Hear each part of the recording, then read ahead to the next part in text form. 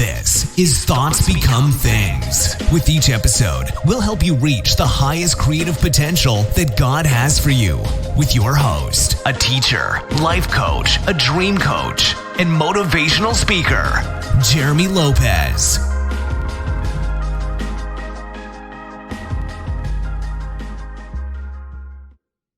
Hello again, everyone, and welcome to another exciting podcast of Thoughts Become Things. This is Jeremy Lopez, and I'm glad you guys decided to join with me again this week. And by the way, it's cold outside. Like, here I am in Alabama, and I woke up this morning to like 30 degrees. Isn't that crazy? In Alabama, 30 degrees, and so it was cold, and there was some ice on the road, and so, yeah, we're having that kind of weather here in the 1st of December here in Alabama. So, wherever you are located around the world, some of you might be in Australia. We have a lot of listeners from Australia who is probably enjoying the sun right now since our seasons are opposite. And so no matter where you're calling from in the world, as far as tuning into the podcast, I should say, I'm glad you are on today's podcast with me.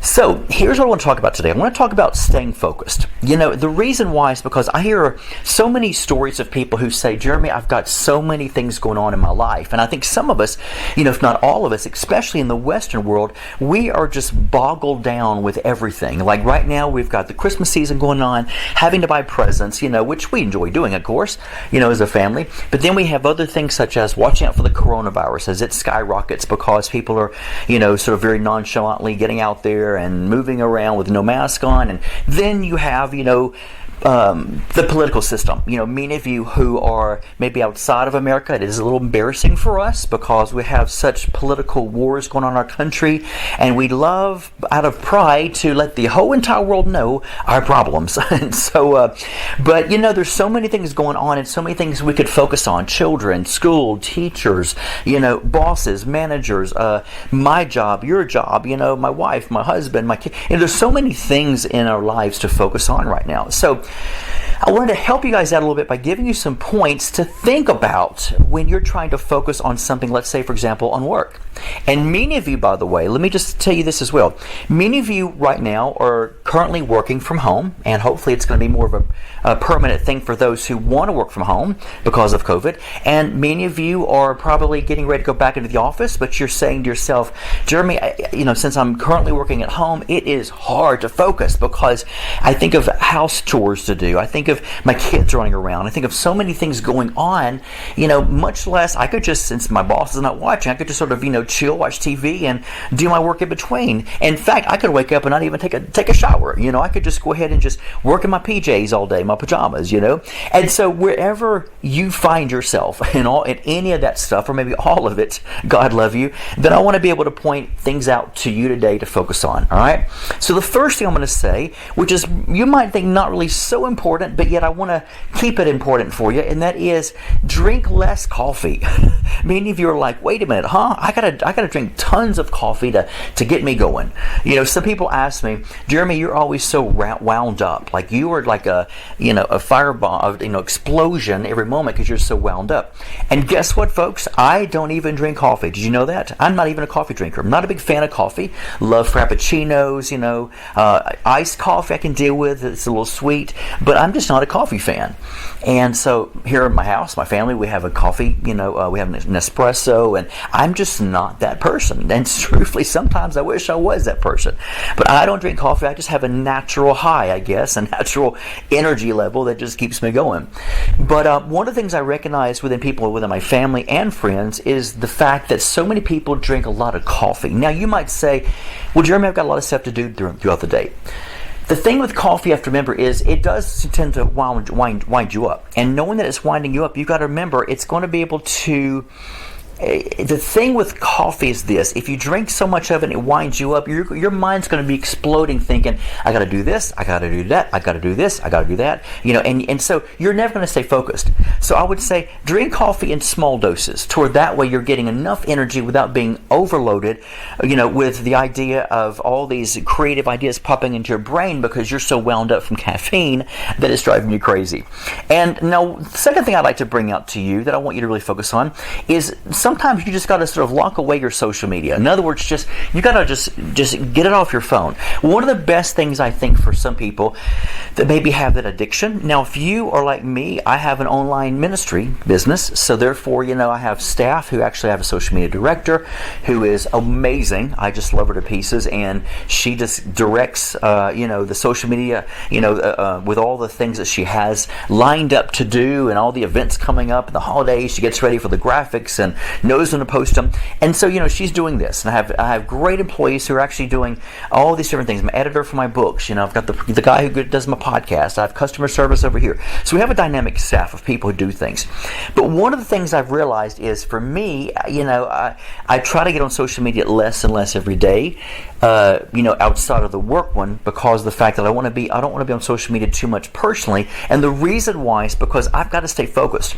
Now, one thing I would encourage many of you who have a weakness about that is this: try your best to stay away from social media. If you need to delete the app from your phone, do it. That way you're not getting notifications. In fact, what you could do is either you could go to the radical extreme of deleting your apps off your phone, to where it's going to make it a little harder to go to, where you have to go on the browser, maybe your Safari, go in your browser to go on that way, and in your heart that maybe if it's harder to get to, you might feel like, just too much effort. I'll do it another time.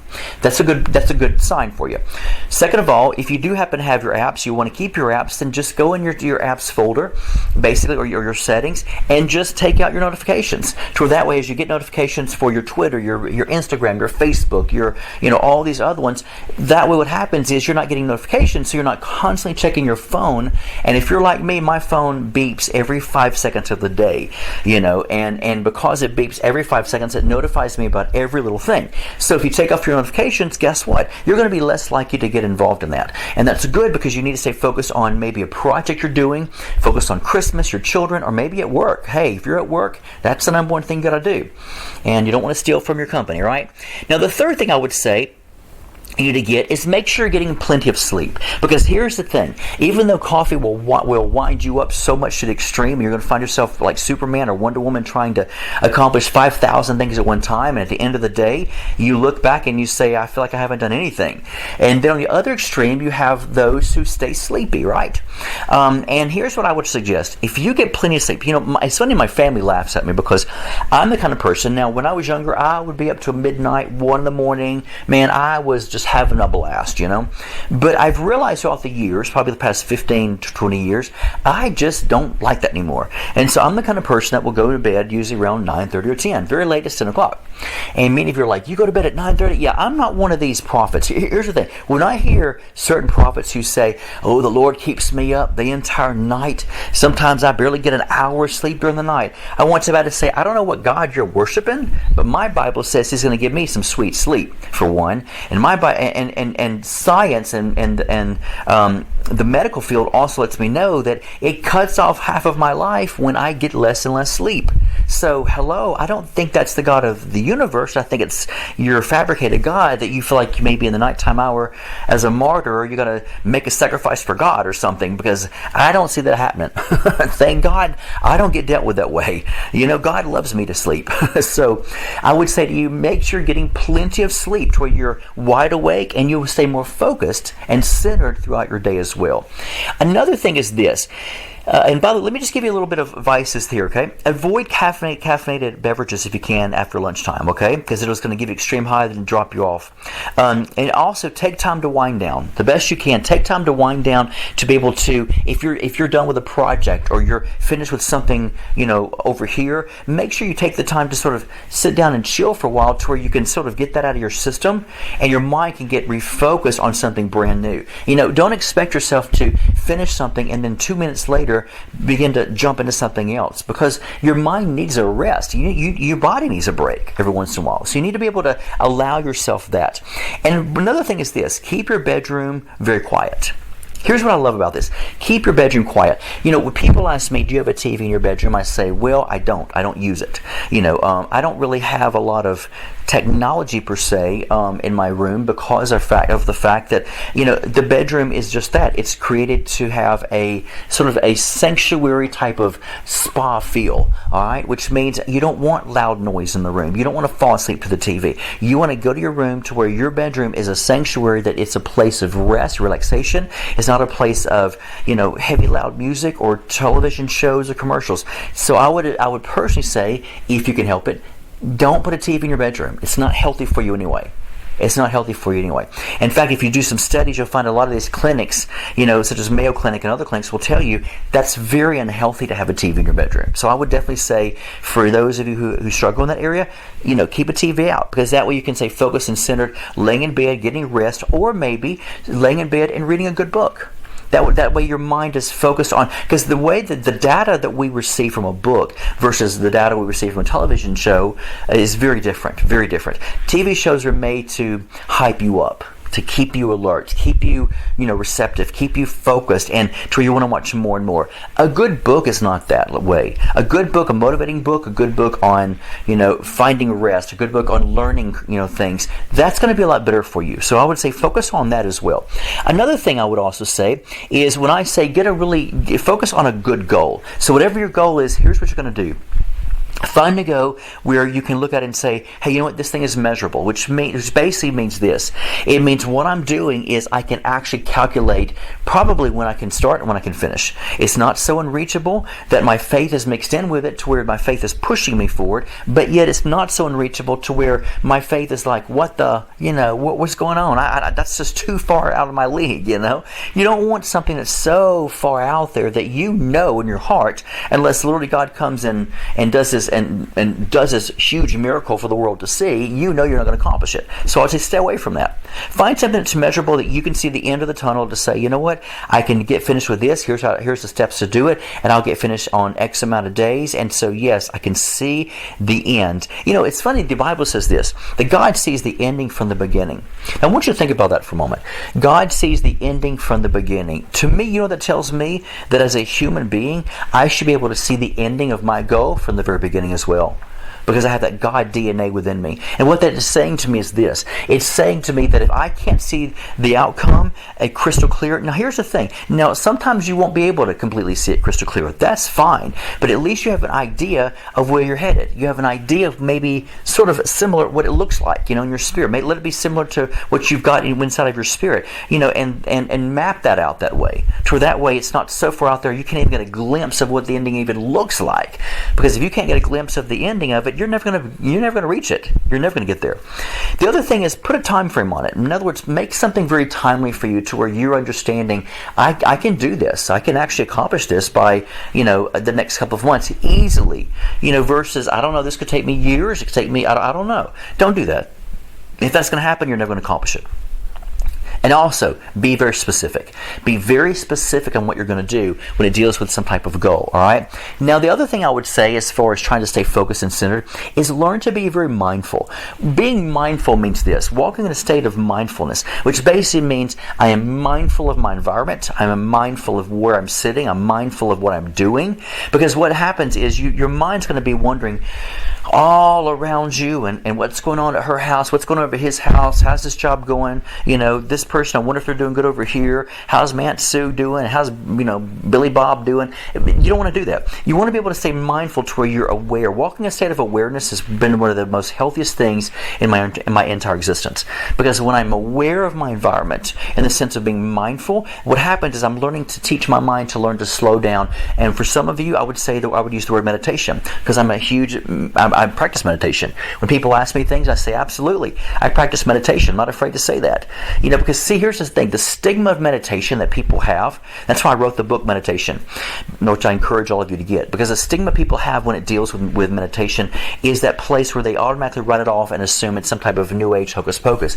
The truth is, if that's what you think, you're going to miss a blessing. Because meditation is being mindful. It means learning to give yourself rest, give your mind a rest, and focusing on your environment, focusing on what you're doing right then. That to me is when the presence of God shows up mightily. So you know what? Hey guys, you're missing a blessing if you from having God show up for you if you're missing out on meditation.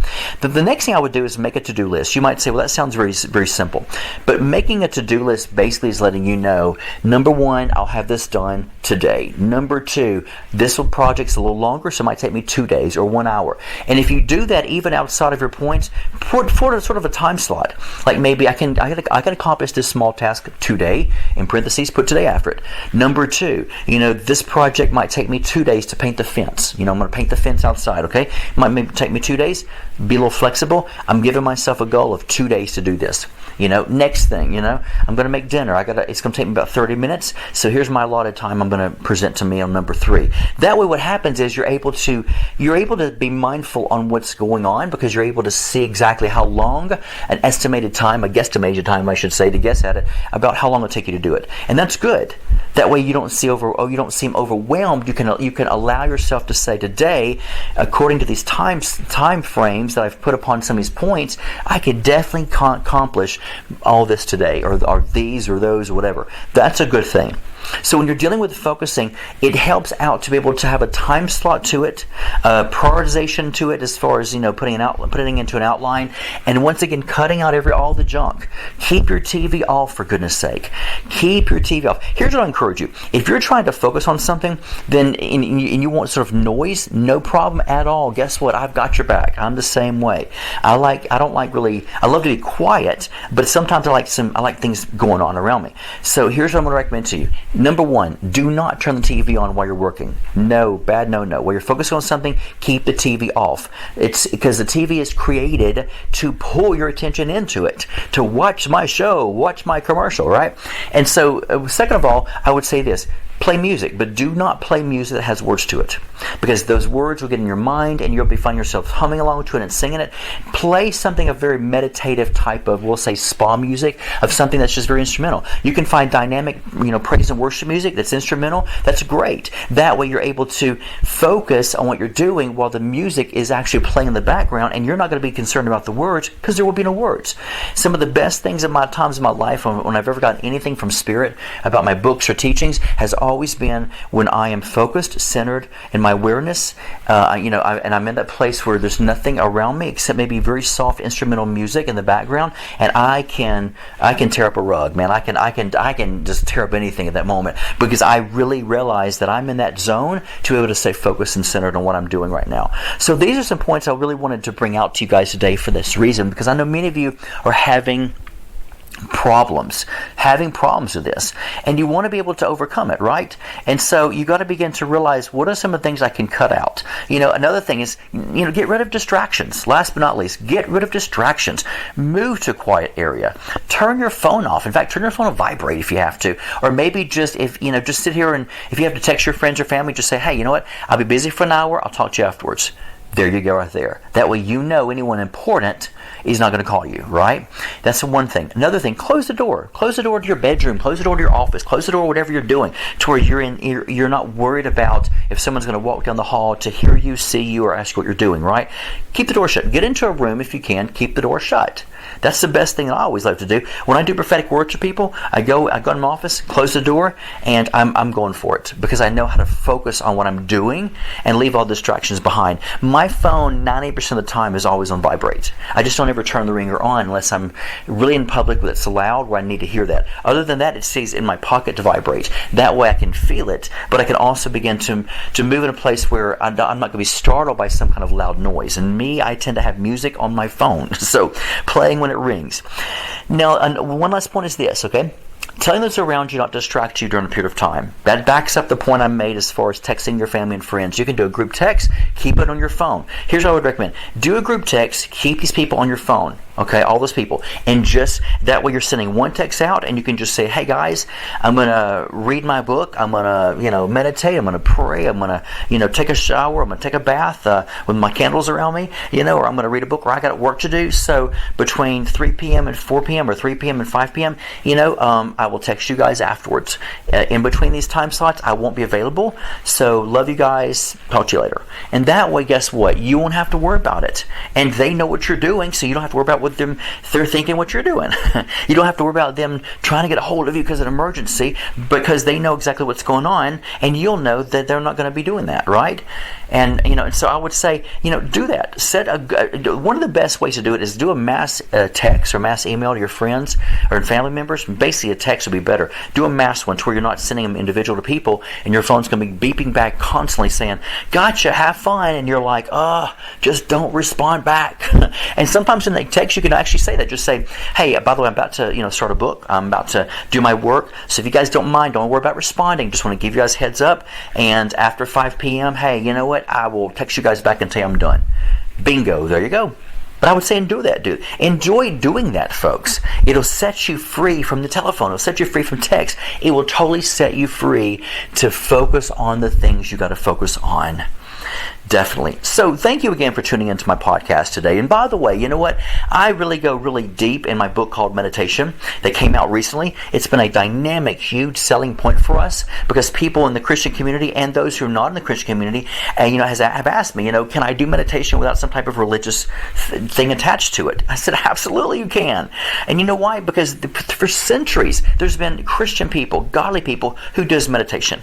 A lot of nuns and priests, believe it or not, way back in the day and even till today, do meditation because it's not connected or tied to a religion, folks. Some people say, "Oh, it's tied to Hinduism or it's tied to Buddhism." My thing is this: I said, you know what? Maybe you've heard that, but here's the key thing: if a religion took meditation and tied it into them, hey, you know what? Kudos to them. That's a way to go for them. Because you know what, they took something and they didn't look at that and say, "Ooh, that's Christian. That's against our belief. We're not going to touch it." No, they made it theirs. So, hello, Christians, make it your own. All right, you need the time of relaxation and resting. You need to learn how to meditate and be in the presence of focusing on what you're supposed to be focusing on. So, I want to encourage you, go to the website identitynetwork.net, and when you do, I want you to go and put in the word meditation in the search engine. Press the search button, it'll pull up my book automatically. Download the PDF ebook right then and there. Or if you order the book, hey, we'll ship it out to you first thing tomorrow morning. But I really want to encourage you guys, take a season and time for yourself. And when you read this book, Meditation, it'll teach you a great discipline. It'll teach you a dynamic discipline, actually. To be able to know how to be able to rejuvenate yourself, but you have to make time to rejuvenate yourself. You can't expect God to say, "Oh, God, give me energy." When you're undisciplined, you have no boundaries, you're going 90 miles an hour. God is not going to do that. You know why? Because it's called double-mindedness. If you want to learn solitude, if you want to learn meditation, if you want to learn how to focus, then you know what? You got to offer up and give yourself permission and give your life permission to do that. And then God steps in and says, "Great, I'll do my part, you do your part." All right? So get the book today, Meditation, or download it. Thank you again, as always, for tuning into our podcast of Thoughts Become Things. And always remember, take the time today to create your day. You've got the paintbrush. God's given you the colors. Create a dynamic day for yourself. God bless. This has been the Thoughts Become Things podcast with Jeremy Lopez, helping you reach your highest creative potential that God has for you. For more episodes, products, and information on Jeremy, visit www.identitynetwork.net.